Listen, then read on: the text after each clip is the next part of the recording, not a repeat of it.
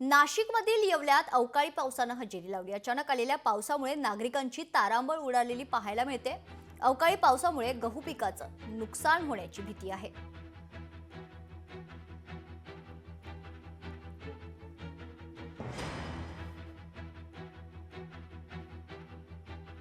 तर नाशिकमध्ये देखील अवकाळी पावसानं हजेरी लावली। या संदर्भात अधिक माहिती जाणून घेऊयात। आमचे प्रतिनिधी विशाल मोरे आपल्या सोबत जोडले गेलेत। विशाल, काय परिस्थिती आहे नाशिकमध्ये अवकाळी पावसानं हजेरी लावली आहे? नक्कीच मेघना, राज्यासह नाशिक जिल्ह्याला देखील जो पावसाचा होता, अवकाळी पावसाचा येलो अलर्ट देण्यात आलेला होता।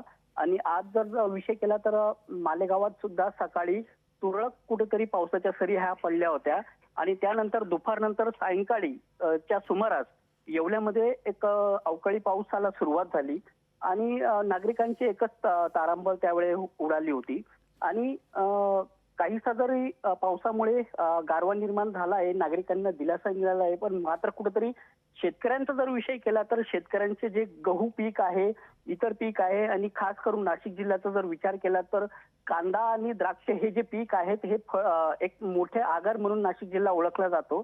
त्या पिकांना कुठेतरी या अवकाळी पावसाचा तर फटका मिळेलच, पण सकाळपासूनच नाशिक जिल्ह्याचा जर विचार केला तर ढगाळ वातावरणामुळे शेतकऱ्यांमध्ये कुठेतरी चिंतेचं वातावरण निर्माण झालं होतं मेघना। आणि आता येणाऱ्या काळात किती दिवसापर्यंत हे वातावरण राहतं आहे आणि पाऊस पडतो आहे, एक तर अगोदर शेतकरी जो आहे हा आर्थिक संकटात सापडला आहे आणि पुन्हा एकदा नैसर्गिक संकटामुळे शेतकरी आता पुन्हा मेटाकुटीला येईल मेघना। निश्चित। धन्यवाद विशाल, आपण दिलेल्या सविस्तर माहितीसाठी।